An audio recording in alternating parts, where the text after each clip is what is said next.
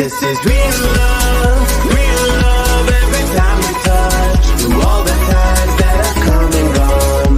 This is real love every time we touch. We still remember Cicadas love. This is real love, real love, real love, real love, real love, real love. We still remember Cicadas love. My heart has always been with you. My heart has always been with you. My heart has always been with you. My heart has always been with you. 17 years time kept them away from the love, but the hand of fate brought them back again, yeah. Time had taken its toll and she couldn't remember. That's when Moby started dancing, the memories came back. A love from long ago, the feeling in the heart was a love set in stone, and nothing will tear this love apart. This is real love every time we touch. Through all the times that have come and gone. This is real love every time we touch. We still remember Cicadas love.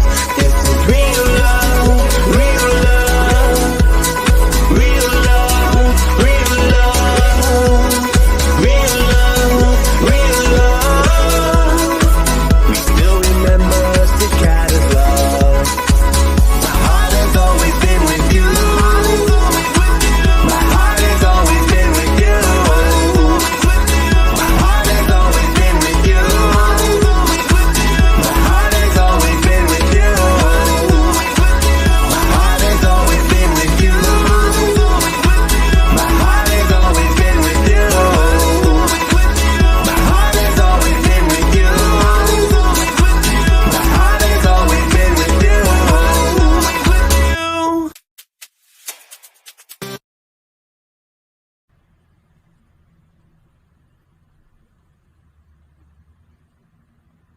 अस्सलाम वालेकुम। मैं सामा नियाज consultant psychiatrist London से lifestyle TV channel पे आप सबको global इक्बालियंस organisation की जानिब से ईद मुबारक कहती हूँ। इस खुशी के मौके पे उन सबको अपनी खुशियों का हिस्सा बनाएं जिन्हें आपकी ज़रूरत है। मौका तो खुशी का है, लेकिन दिल में एक कसक सी भी है। इसी पे किसी ने क्या खूब कहा है, आप भी सुनिए। अजब सी दिल में है कसक, अजब सी दिल में है कसक कि अब के रोज ईद पर ना दोस्तों की महफिलें, ना दिल रुबरों से मजलिसें, मिठाइयाँ ना खोर में, ना कह के ना रुत जगे, कि हुक्म है गनीम का, कि हुक्म है गनीम का, अताते वबा करो, दुबक के अपने घर रहो, ना अब के तुम गले मिलो, सलाम दूर से करो। नई ये रीत पड़ गई कि दस्त यार मस ना हो, मिलाप में लमस ना हो, जहां पे हो वहीं रहो, जरा भी टस से मस ना हो। सभी तबीब शहर के, सभी खतीब शहर के, तमाम अमीर शहर के, बजुज़ गरीब शहर के, है मुत्तफिक बिला फजल कि नागुज़ीर हो गया। मुआशरे में फासला, कलाम में भी फासला, सलाम में भी फासला। दिलो नजर के बैन बैन, कदास में भी फासला। सितम ज़रीफ़ी देखिए कि मुफ्तयान शहर ने भी कह दिया है बरमला कि इन दिनों में है रवा, नमाज में भी फासला। खुदाए हर बुलंद पस्त, कसम तेरी खुदाई की, जलाले कुबराई की, कि हम में है कहाँ वो सकत, बजुज़ तेरी नियाज के कि इस बला से बच सकें। है वास्ता तुझे तेरी करीमी सफात का, वसीलाए करम तुझे तेरे हबीब पाक का। मुसीबतें जहां की परोज़ कुन तू टाल दे, वबा के इस वबाल से निकाल कर अमान दे। ज़मीन को फिर अज़्न रक़्स जिंदगी का दान दे, जिंदगी का दान दे। बहुत शुक्रिया। ईद मनाइए खुशियों से भरपूर।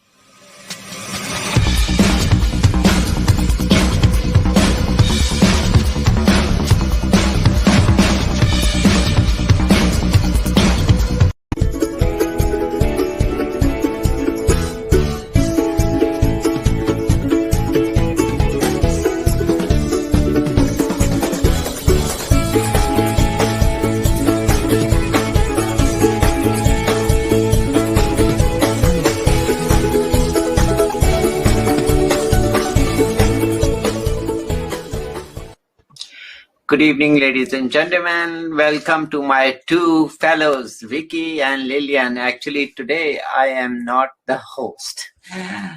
So let's give it to Lillian. Good evening. And before we give it to Lillian, I would like to show my gratitude to Dr. Moby and Lillian. Lillian is the 15-year radio veteran. She's one of the giants of the industry in the radio world.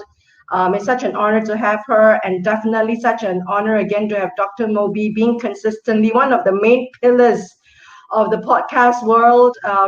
He's always there for us, and he's number one in the podcast world in the States of about 6 million podcasters. So it's such a great honor to have both Dr. Moby and Lillian. So today I'm going to give the floor to Lillian, because today's the inaugural interview, the inaugural show for our Try collaboration for Heroes of Our Time, where Dr. Moby is very kind to contribute his song as the theme song for this year-long series. The series Heroes of Our Time is to pay a tribute to all these people in the front line fighting for us in the world. And because we don't hear them, don't see them, they're working so religiously, routinely as a regiment in the front line. We don't see them. They don't want to be celebrities. They just want everyone to be safe. And I would like to show my great gratitude to all these healthcare providers at the front line, no matter where you are in the US, in the States, in America, in Singapore, in Africa, in Europe, in Asia, everywhere, in every part of the world, even down under in Australia. We give our salute to all these healthcare providers out there. And there is a quote that I would like to start off for this inaugural series with Dr. Moby, is that Franklin Graham, in his sermon, he did say, when the world runs away and flee away from the virus, the healthcare providers run towards it. So wow. That sums up very nice in totality the immense work the healthcare providers are doing for us. So salute once again, Dr. Moby, and all these people behind you, with your colleagues, co-colleagues, co-workers from top to bottom, in a hospital, at the workplace, at the testing centers. A great salute to them for them running toward the virus and trying to close down the virus. So again, salute. It is a tremendous time in the history of mankind. We must not forget we are safe at home, and we don't want to be out there to exchange our work. So with this litmus test, I tell myself, there's no complaint. We give our thanks to the workers out there for whatever regulations, safety, precaution, wearing the mask, sanitizing, just keeping ourselves safe really is a tribute to the healthcare workers. Thank you so much, Dr. Moby, for your work and your colleagues out there. I'd like to give the floor to Lillian. Thank you, Lillian.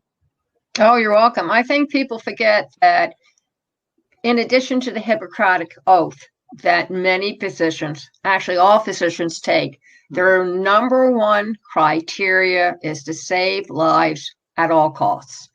And it's very difficult for them to do that and at the same time have somebody from a mayor or a governor say, we're running out of room, we're running out of equipment, we want you to play God. We want you to decide which patients are worth saving and which patients we're going to let go. And I can't imagine a crueler punishment to make a doctor or a practical nurse or anyone involved in the healthcare industry to start being judge, jury, and executioner, because life is precious to the healthcare community. And I know from firsthand that this is true.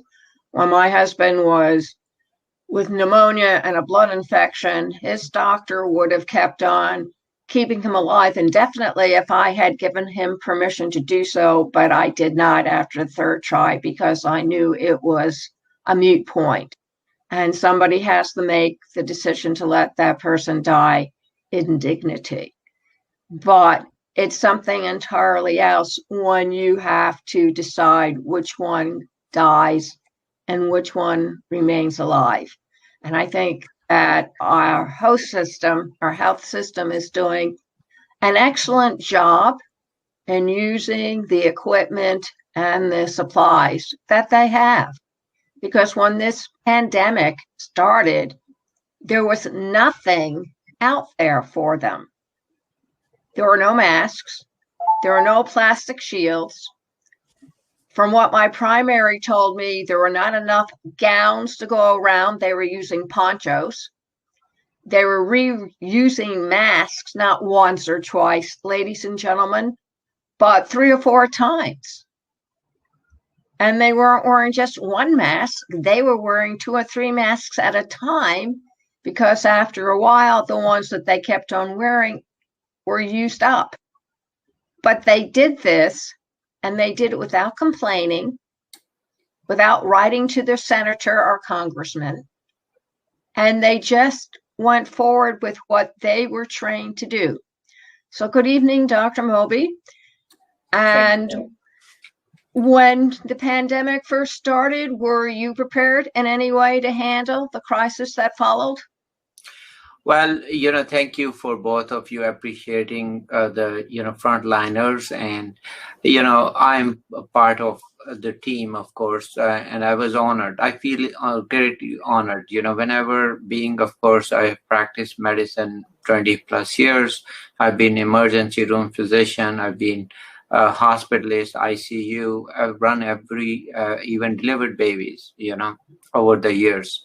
Now I do, of course, a lot of media and a lot of education because I feel that, with my experience and with my, work, I like to educate people first and kind of help them to understand what healthcare should be or is. And that is very important. But looking at this pandemic, when we were watching, Wuhan, there was, I think I remember in last year or so, in October or so, and then people here would say, oh, that is that part of the world. And, they were not thinking, big in terms of nowadays, world is such a compact place. So don't ever think that place is Wuhan or any other part in the world has a pandemic or any disease is not going to affect us. That is not going to happen. Nowadays, with planes and everything, disease can spread like this, okay?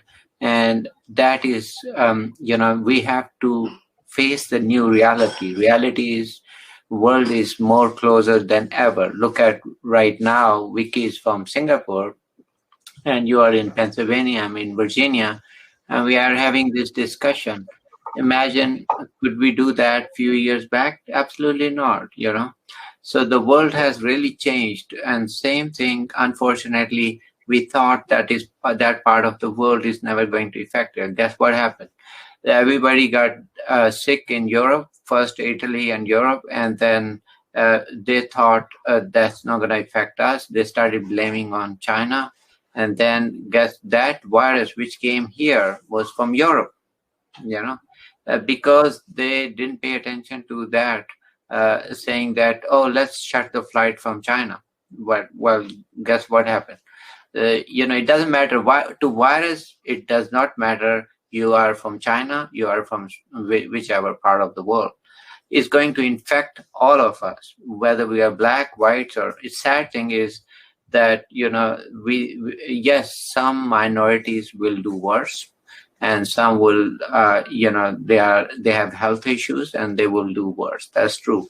But I had a feeling back at that time that is going to really drastically change. So I asked my hospital everything. I said, well, do you need extra shifts? And we'll cover. And they said, we'll let you know, if you need, just be around, cancel. So I canceled all my plans, everything, because I knew that it's gonna be bad. Okay, and I still have feeling.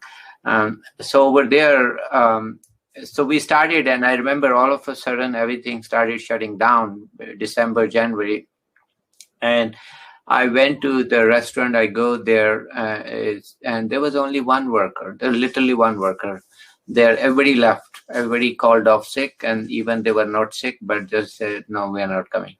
So the shops were empty. The restaurants were empty. There was nobody, pretty much. And I went, I asked this guy, I said, well, you've been working, I've seen you for 2-3 weeks now, and you're working, not going home. He says, doc, everybody left. What I'm supposed to do?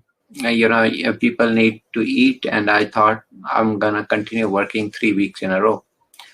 I said, you know what? You are a bigger hero than I am. Anything. I mean, I cannot imagine you continuous working from 3+ weeks, not going home, not even thinking that you might get COVID too, and you can die too.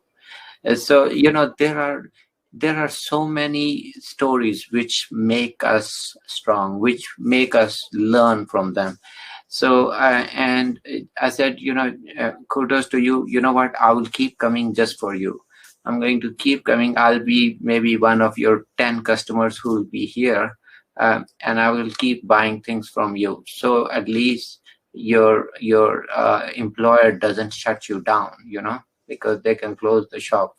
So, and he said, well, thank you. But, that's what was needed. And I still think that, it is very sad. We lost a lot of lives, and I'm really, really paying tribute to all. And, I feel so sad inside out. My parents also got COVID, and everybody, we were on the edge. Luckily, everything went fine with that. But we had very painful moments, very, very painful. At that time, I had to, of course, my parents were in Pakistan. I had to take care remotely, make sure they were okay, and then still take care of patients here. And then, that was a very difficult time, as you can imagine. So, and on top of that, you have to make sure you don't catch yourself, something, or get sick. So those are very, very important things to. It's been, of course, journey with a lot of work, but I think what makes us all kind of strong and learn is these examples. The frontliner I told you, and then I wrote. Actually, I didn't want to say. One night I was on call, feeling so sad because we kind of ran few codes and nobody survived. At that, I think was more of trauma than COVID, but there were a lot of people with COVID outside. And that kind of, it was really down, very sad and down with that whole notion, because for us to see physician, anybody passing away, it's a very sad feeling, because, we try to save life always. So, but, we have seen, of course, many people dying. But every death brings such a sadness to us. We are humans, we are not robots. So that kind of prompted me to write a song, and I was on call, and then it's interesting. I wrote that in 1 hour. Yeah. So it's just because there was so much to tell and say. And I said, okay, so of course I gave somebody to edit it, but I shot some of the scenes there from the hospital, if you see the video. And it was just, all we can say is then when I was walking back the hallway, I asked, and I again thought, and this person who was cleaning, and he was such a gentle soul, such a nice person. And I talked to him. I said, oh, how are you doing? So he told me, and I said, same thing. He's been working long shifts, many shifts. A lot of people called off. A lot of people They don't have everybody. You are absolutely right. Everybody took oaths, but a lot of people who are not very honest on that, they will come back when they when they want to get the paycheck. But sad, but that's true, But there are always people who would just say, okay, that's fine. Yes, getting paid is one thing, but it's our honesty, it's our integrity, it's our, that's how it defines us. So that's what exactly happened. So I was really humbled, and also kind of made me think that, there are so many great examples. And that's why I have him in the video, pictures, and, because I wanted to honor him. I wanted to, I said, how many, and this guy, of course, cleans the hallway. How important a job is that? Cleaning the bed, cleaning the every patient who goes there, he or she cleans that bed and takes out the garbage. And, those patients could be, of course, all COVID. And then, it is such a important topic. But I don't know, money can tank that, that's like beyond me. I mean, I'm like overwhelmed with that feeling that people have such a great integrity, that they really don't care about just their lives. Well, I think that people. Go ahead. Go ahead, Vicky. Vicky. Go ahead, Vicky. Yeah. No, she's Dr. Moby, I think we have forgotten that, like what you say, the people who are actually the pillars and the backbone of the whole infrastructure. We're talking about the infrastructure, the logistical setup from cradle to grave, from alpha to omega, the whole frontline people. And we sometimes, like what you say, we forget about these cleaners, because they are the one that keep everyone safe, because they need to keep sanitizing, disinfecting the place. Yeah. And they are the one that we must not forget, that they are the one who are keeping us safe in the hospitals, at the swab centers, the testing centers, at the clinics. And these are the people who are paid the lowest and the lowest hierarchical ranks. And a lot of times, these people who are actually at the foundation of it, we forget about them. And they ask for so little. But yet they play such a huge role. Yeah. Dr. Moby, and thank you for your sensitive soul. I would like to bring the conversation to your song. The lyrics actually spoke. It's like a poetry. I would like you to explain how did this creative process. You said that you actually did this in an hour. It must have been such a creative process, and you are a doctor. You are using your left brain and your right brain, right? Because it's such a creative, artistic process in writing a song, coming up with the music, and then with the lyrics. Could you tell us how did this creative process go? Okay, and this is very interesting that I am of course practicing medicine for so many years. And now I'm doing media and writing. My book is out first, and then this media. And now I'm doing so many shows, podcasting, and of course started with podcasting, videos. I did movie, and also did a song. Now it is very interesting that things in this part of my life are happening, which I never ever thought it would be in my strength anyways. Not even strength, but even interest. Okay, I mean, I love music. Don't take me wrong, but I love music. I'm into songwriting. No, never did that before. But this COVID kind of brought, it can bring best out of you for some reason. Actually, when we were short in ventilators, I did design a portable ventilator. Okay, So I filed with the copyright and so forth. I did a demo, and it was a low-cost ventilator system for my country when they really needed ventilators, and I thought I could help that. But I didn't pursue that. I did kind of all the demo, and I sent them. But in the end, they luckily the need for ventilator went down, and everything was fine. But I mean, who would think that I would sit and design that? I mean, I'm doctor, not engineer, So, but this is what COVID did to us. It kind of tapped those abilities in us, which we never thought we would do that. Same starts for songwriting. I was kind of so much, touched by his work, and it was just, I think, 2:00 at night. It wasn't even daytime. Okay. The 2:00 at night when we were having this conversation, and I'm tired, of course, all night working.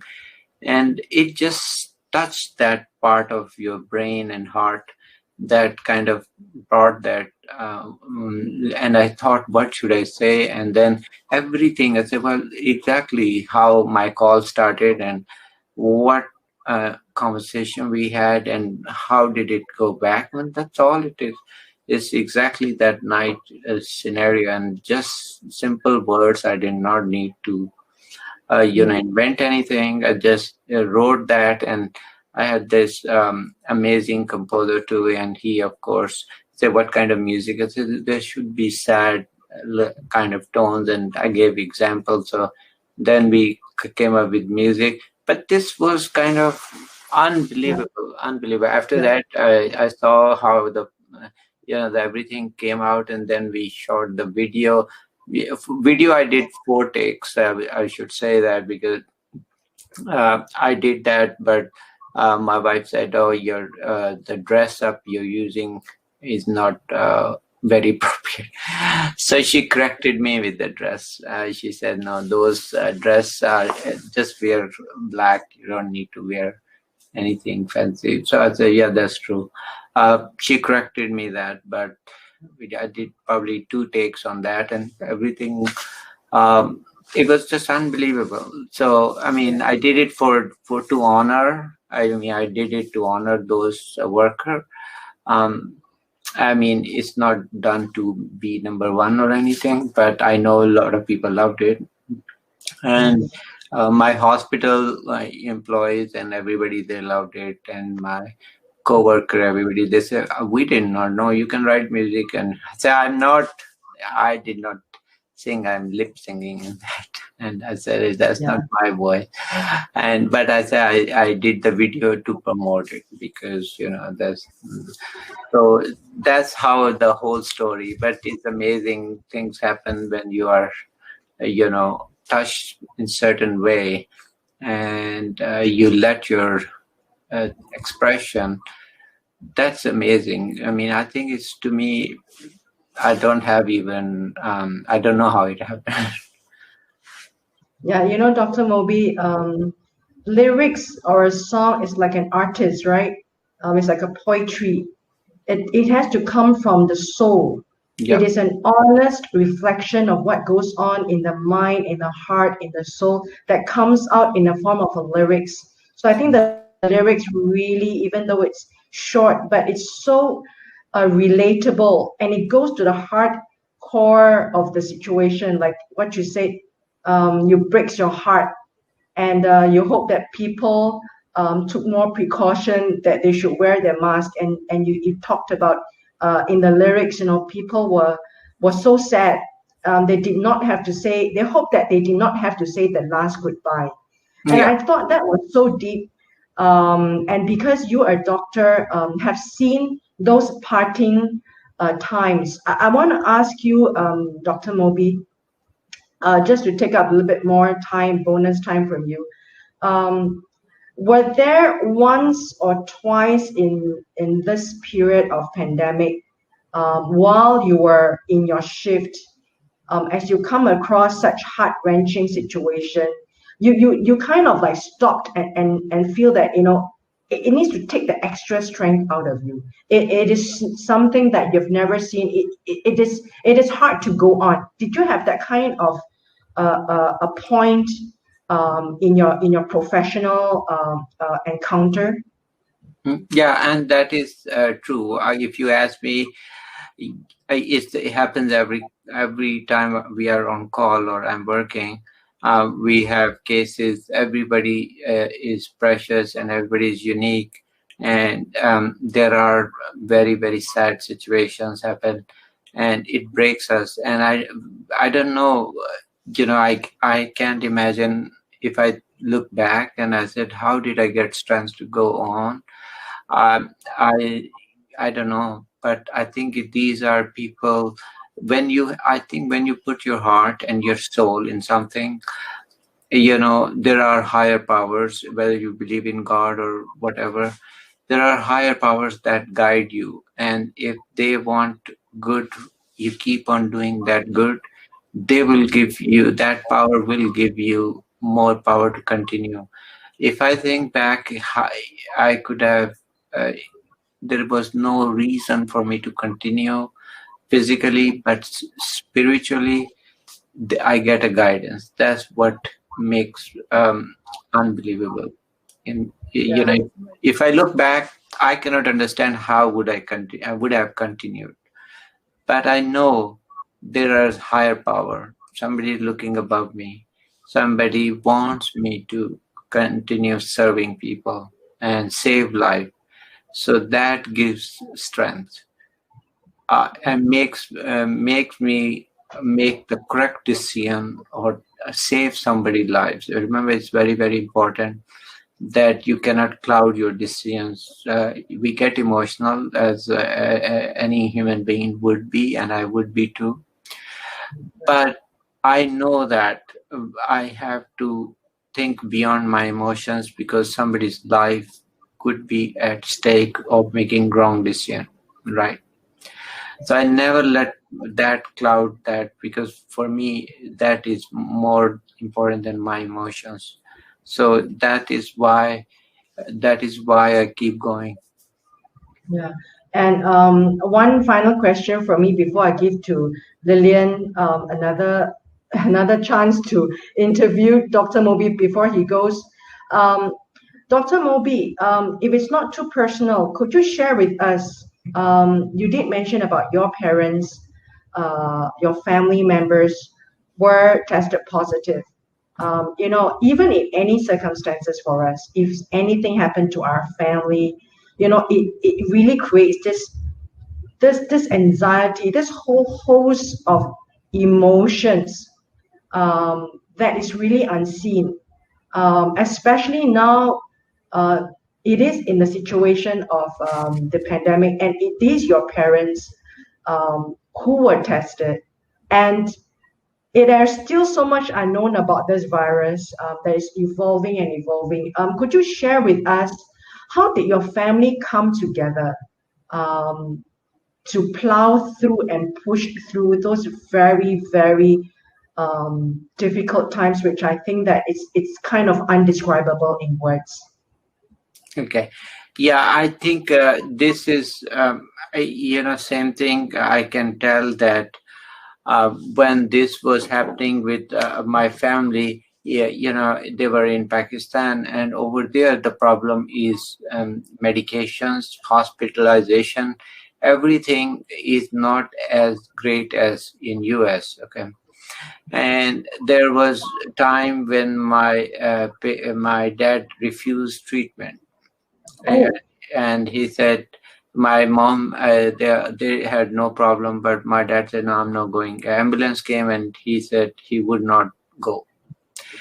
And that was very difficult. So because he said, no, I'm not going. And being a doctor, I knew that his life is at risk, right? And then, you have a patient who is non-compliant, totally does not listen, and then you had to make a decision. And then I said, no, you are going there. And he would not listen.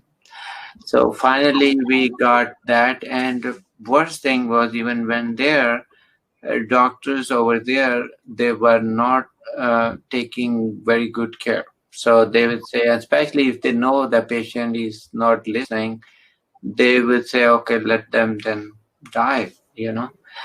So that is worse, right? And then on top of that, we didn't have medication. So I had to get medication literally about 36. I had to send somebody. Somehow prayers were answered. I found a friend who drove 36 hours carrying the medication, because the medication had to be given within certain time window. Okay, otherwise it would be wasted, because the more time you waste, the virus gets upper hand, and then your body does not even respond. So that time, imagine 36 hours, this person driving from one end of the country on a car, because the airplanes, everything is shut down. And I had to get the medication in black, paying cash. We got that medication, was put in freezer, and he drove, this guy, God bless him, drove 36 hours and then delivered the medication on time. He got that medication, got better. It's just miracle. I don't know. I don't even have words. I don't know how I found it, but it was supposed to. That's called destiny. That's called blessing. There is no calculation about it. There's nothing. I mean, there are so many steps could have gone wrong, right? So, but everything comes. So you keep fighting, and good things happen. Just pray and believe in miracles. Good things happen. Same thing for everyone too. Keep a hard work. Keep saving lives. Good things will happen. Believe me, and that's what gives me strength. If I look back, I'll say, oh my God, I don't know how this happened, that happened. There was no way I would have known that medication is available 36 hours. There's no planning. There is nothing to be planned about, but, because I had this, like I said, I am a spiritual person. I believe there is higher power. And then if you are really good at heart and you believe, good things will happen. And not only to everyone. And if it doesn't, and it does happen, that we lose sometimes patience. And,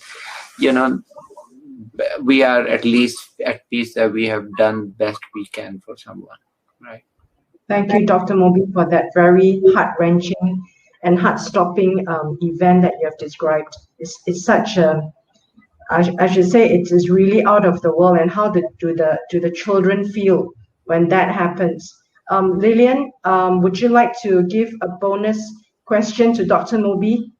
Sure. I know a lot of people, or at least here in the States. I'm not sure what's going on. I know it's going over in England, because I have friends over in England. And they're in pretty bad shape over there. They have lack of equipment, and getting into the hospital apparently is pretty difficult to do unless you're at death's door. So what I would like to know is, with the vaccination, and there are two types now being offered in the United States, is there really a difference between the two of them, or is it pretty much equally the same? Because I know people say, well, which one did you get? Well, quite frankly, I was given a vaccination. I'm in the 65 plus, but they won't give us our medical cards until we get our second inoculation. So I have no idea. But apparently it seems to be a big deal over here, where I presume over in Europe, they'd be delighted if they just had a vaccination to be given to the general populace at all. And that is a lot of people ask me that question, which vaccine is better? I said, well, get whichever you can, first of all, get whichever. And if you can, don't worry about, remember, vaccine is never 100%. So one thing never do is party after vaccine. Okay. So the party, so vaccine is never 100%. You still have to continue doing your distance and also your mask. do not let your guard down, and one more thing which I practice also, because I see patient all the time, is put salt water drops in the nose and maybe gargle that, and that does save, in my opinion. It helps us because the virus is going to enter through nose and mouth first. Sorry, nose mostly, nose and eyes. So if you can do salt water drops, is very simple. Do that. And also, the vaccine, both are, so these are percentages. One is 94%, other 95%. There's not a big difference. And then the other could be 66%. But still, even if you get 66%, it will still save getting the worst disease. Okay. So if it's any vaccine which is approved, get it. Sad thing, there are a lot of controversy and lack of education or encouragement by media. And then there was some speculation. We don't have even time now. If we lose time and we don't get vaccine, this virus is going to mutate further. And whatever thing we have left is going to be gone. So do not second guess, just get it. I see a lot of misinformation out there. Yes. And I don't understand, that's why I think we should do a better job in media, because to counter that, there are so many controversial things out there which are totally wrong. And being in healthcare, I know that. When they're sick, and then they have, very few things, then there's not much anyone can do. Don't get sick. Do not, I tell, it doesn't matter you are in perfect health. Do not get sick, and do not test this virus. Okay, this virus can really kill someone. Okay, it doesn't matter how healthy you are. Be careful. It is no game. It is not a joke, and it is, whoever thinks it's a joke or don't ever get sick for any disease. Forget this virus, but you should be healthy, enjoying, and just be careful. Just this common sense. That's all. It reminds me very much of when they came out with the vaccination for polio. Yeah. It was in the 50s. And they had no idea whether or not the vaccination would even work. We got it in sugar cubes. I mean, we were the first generation to get polio vaccinations. Mm-hmm. And at that time, parents did not dispute whether or not their kids should get the vaccination. They had them lined up for miles because polio was a nasty disease. It robbed you of practically everything. I know. Put you in, so I don't understand why people do not, or at least the parents or grandparents don't remember that and say to their kids, why take a chance? Yeah, why tempt Providence? And I was reading for the polio, somebody had this polio and it affected all the parts of the lower limb, and this person is in iron lung for last 40 years. And this person has such a dedication and a courage that graduated, read all, and can only move his tongue.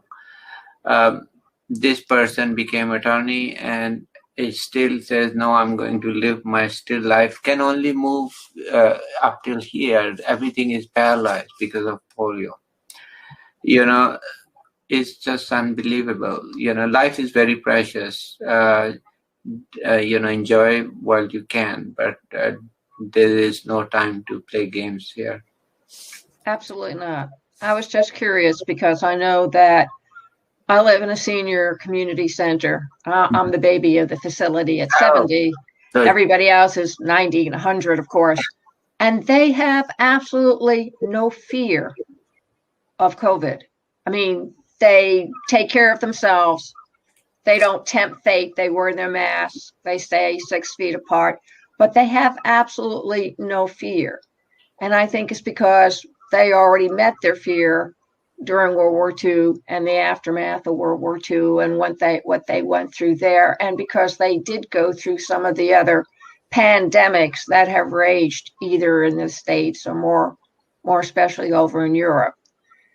But I find it very interesting that the seniors don't consider themselves at risk, but they're not fearful the way a lot of the other population is. And I find that very interesting.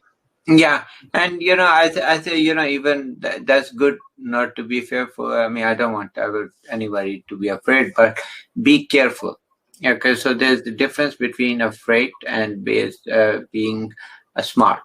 Just be smart about it. Okay, even if you don't get shot, I don't recommend that. But if you do that, still you should wear mask. You do not try to get near this virus. So can you the mask, and if you do social distancing, I should just say physical distance. Social distancing, probably I don't like the word, because you can still communicate, and that's probably there's nothing wrong with that.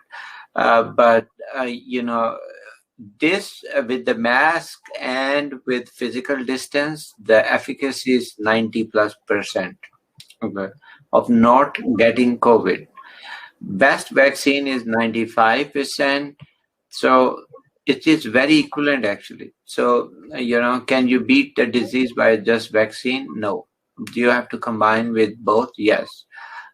Can you should you refuse vaccine? I don't recommend that, because since you have vaccine available, get it. Why you want to have lesser weapon against this virus? When but still comes down to basic things: vaccine, distancing, keep your hands clean. You'll be fine. Okay, this is not an airborne virus. Thankfully, we can prevent it in that aspect. So I think keep working, and which is, I think everybody will be safe. I agree. And they noticed that the flu is down too, because everybody's wearing masks, which should tell you something right there if you're paying attention. Yeah, and isn't that fascinating? Yes. All the vaccination efforts we have in US ever, they maximally produce 50-60% efficacy or prevention. Okay, single most thing which helped this season is that distance, cleaning, washing, cleaning hands, and mask. Flu is down. It's hardly 10%. So guess what it tells? We should do this practice more, and then we don't have.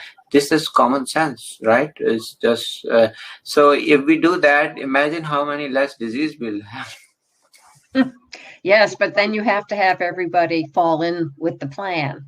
Yeah, that is, in Israel, because of vaccination, they are seeing the fruits. They are seeing now, it's, I think, vaccination success, and they're already seeing the results, really good results. So it kind of, so Vicky, did you get your shot yet?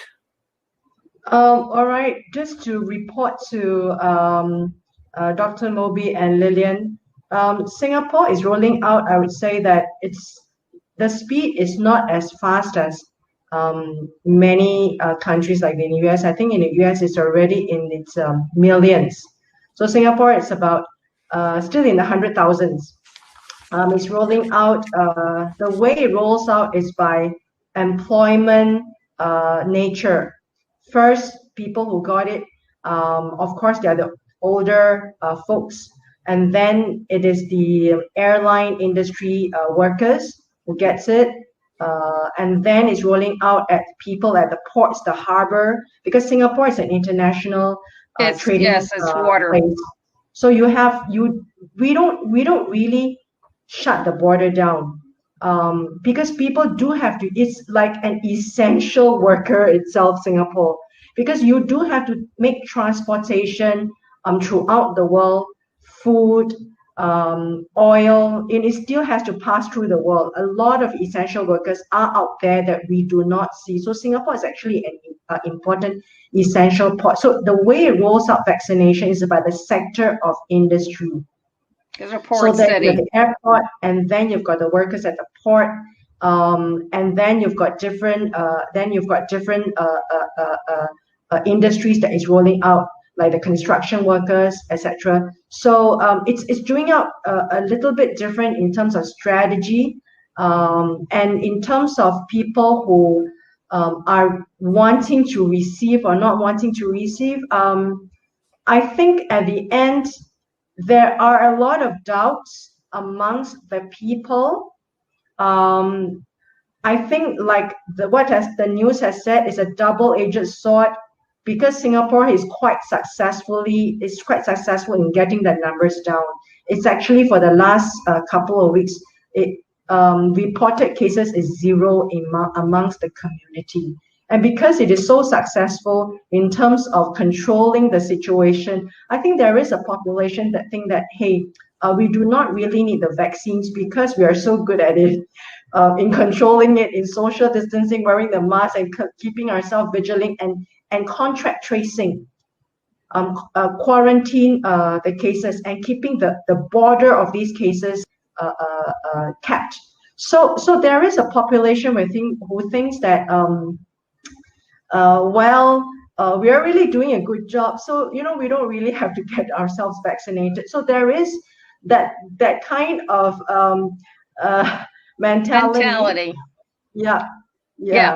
They have that over here.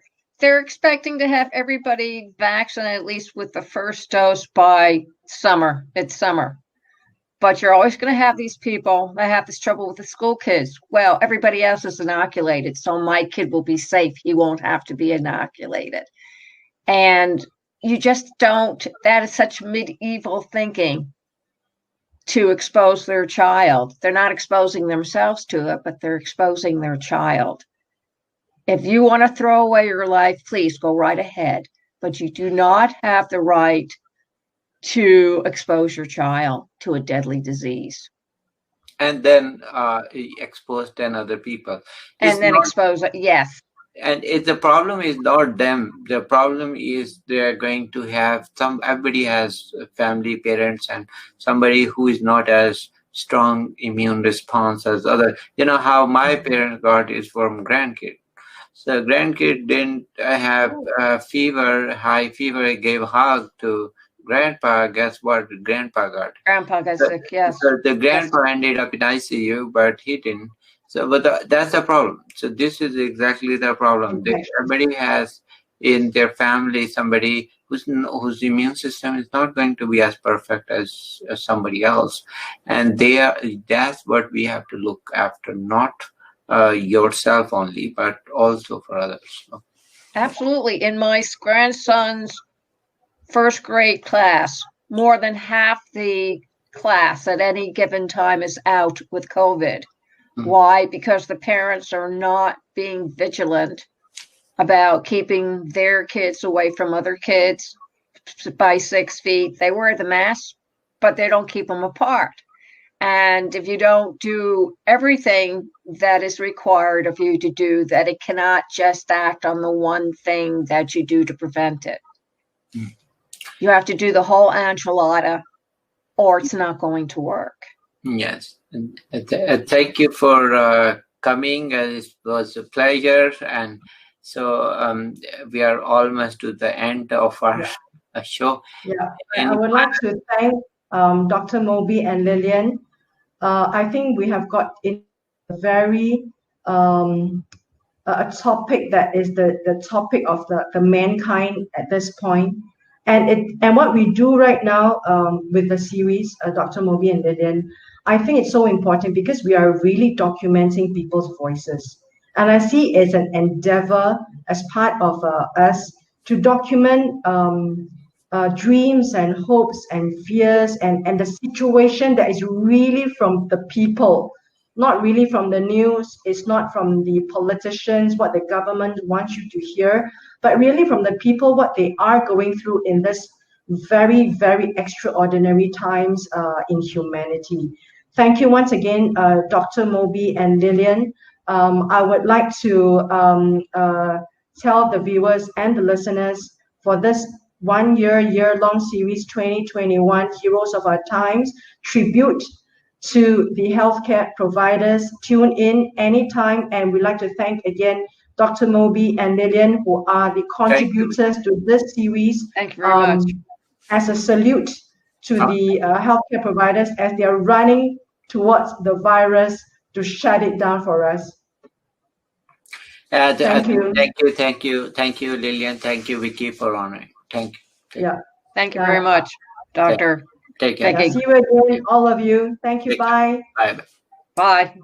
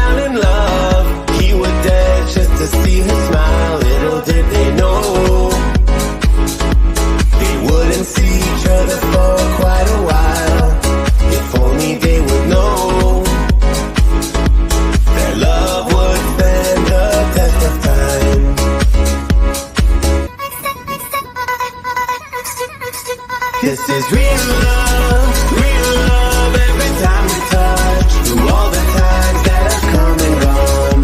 This is real love every time we touch. We still remember cicadas love. This is real love, real love, real love, real love, real love, real love. We still remember cicadas love. My heart has always been with you. My heart has always been with you. My heart has always been with you. My heart has always been with you. 17 years time kept them away from the love, but the hand of faith brought them back again, yeah. Time had taken its toll and she couldn't remember. That's when Moby started dancing, the memories came back. A love from long ago, the feeling in the heart was a love set in stone, and nothing will tear this love apart. This is real love every time we touch. Through all the times that have come and gone. This is real love every time we touch. We still remember cicadas love. This is real love, real love, real love, real love, real love, real love. We still remember cicadas love. My heart has always been with you.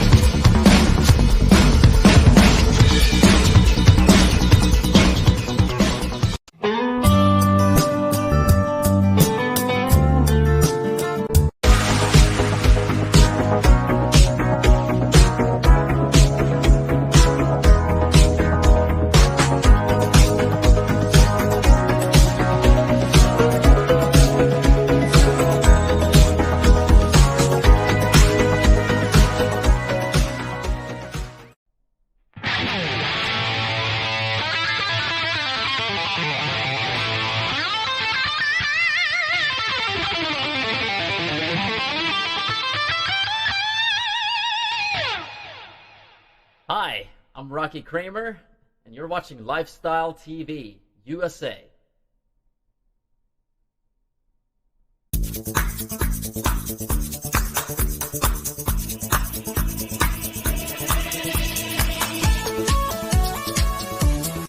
Hello, my name is Gina Roberts and I'm your Mrs. DC America 2020. You are watching Lifestyle TV USA, and I am asking for your prayers for me to win the crown of Mrs. America this Saturday. Thank you so much.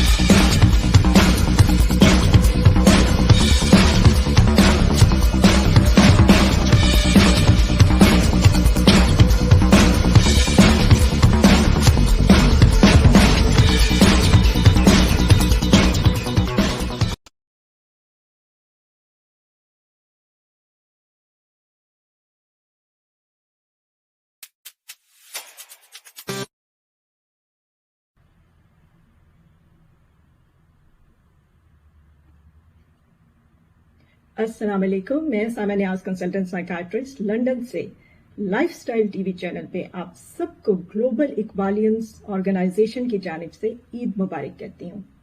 इस खुशी के मौके पे उन सबको अपनी खुशियों का हिस्सा बनाएं जिन्हें आपकी ज़रूरत है।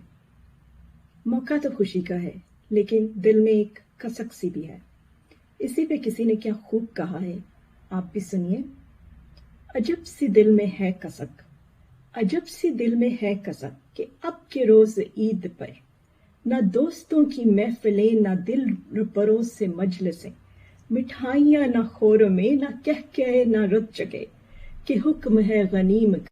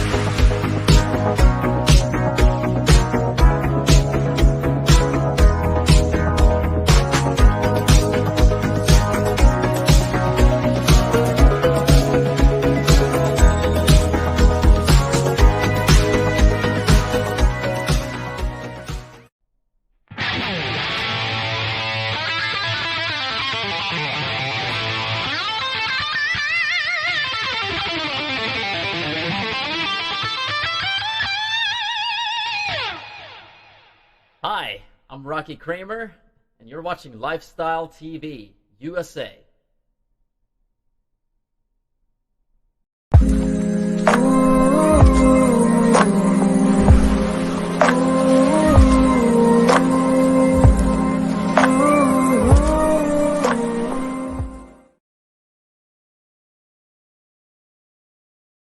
वक्फा बराए अजान।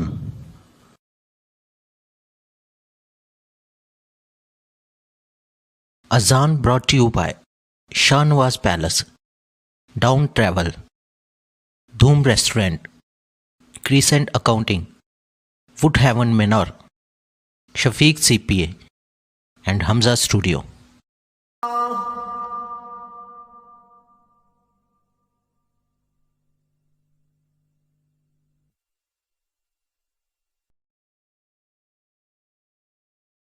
اللهم رب هذه الدعوة التامة والصلاة القائمة آت محمدا الوسيلة والفضيلة وابعثه مقاما محمودا الذي وعدته إنك لا تخلف الميعاد.